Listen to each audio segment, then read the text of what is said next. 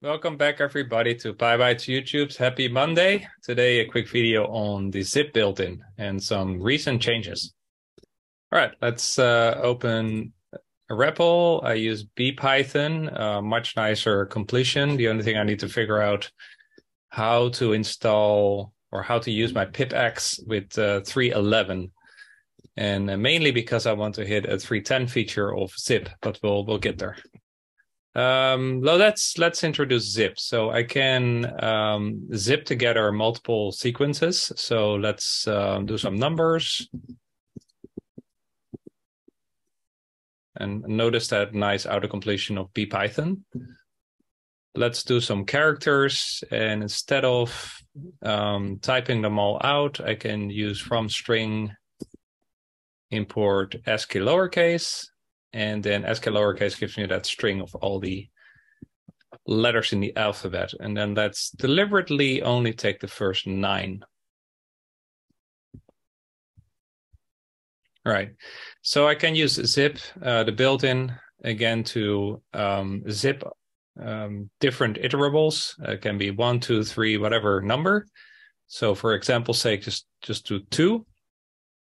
And notice that cars is not defined because I did not assign that to a variable. And that gives us a zip object, right? So that's actually passive. And a lot of things in the standard library are passive, meaning that if you loop through it multiple times, it doesn't work. So that's something to keep in mind, right? Doing that again, it's empty, right? So over a lazy object, you can only iterate once. So if you need to iterate it over it multiple times, then the best thing is to do the same thing, but cast it to a list. And then I can loop through it multiple times. But that's beside the point. The point of the video is that using zip like this with the default, it swallows that last value because the character set or the characters sequence is shorter, right? It's 9 items where the numbers were 1 to 10. And it just implicitly ignored that last value. Now, a way around that is to use from itertools import zip longest. And if you use a zip longest with numbers and cars, then let's directly put that in a list. And it's not really visible.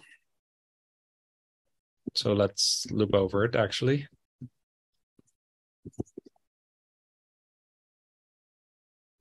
And if I can use the right one, so not the built-in zip, which is a built-in, right? So I didn't have to import it, but using the itertools version.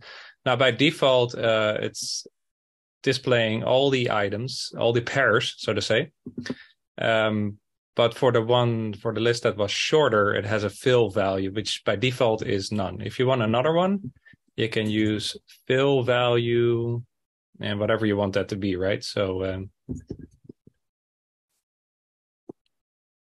yeah, so now instead of none, you get the fill value of AA, and that then goes for all the items. So if I would expand numbers a little bit with adding 11 and 12 to it, I cannot do that on a range. A range and a list cannot be concatenated. I could have known that. But that's why we make mistakes. That's always where the most interesting stuff happens. Yeah, so now I got my numbers sequence is 3 more, and all these pairing characters that are missing have this fill value of AA.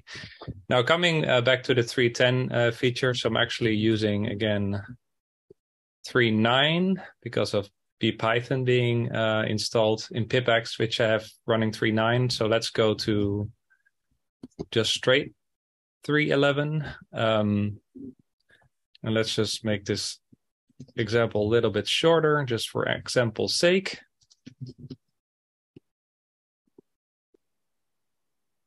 And if I now do numbers and cars, that's still the same behavior, but zip now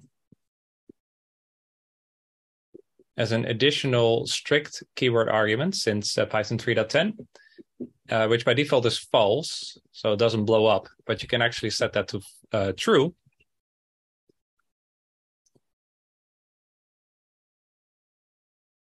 And okay. Okay, so it doesn't complain at runtime or when I create the zip object.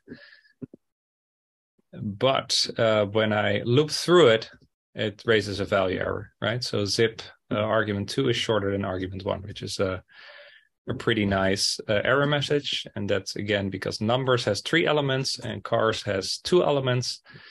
And yeah, again, if I would leave that off, it would swallow the value. If I set it to true, it will raise a traceback. And that goes with the Python philosophy of failing fast, right? So yeah, that's a new feature in 3.10. So yeah, I hope this was a useful short exploration of zip. So we covered zip, the standard version that it swallows the shorter sequence pairing objects. Zip longest to prevent that with an additional option of providing a fail value. And now with 3.10, you can set strict equals true, and then it will actually raise a value error. Hope this is helpful, and see you in the next video.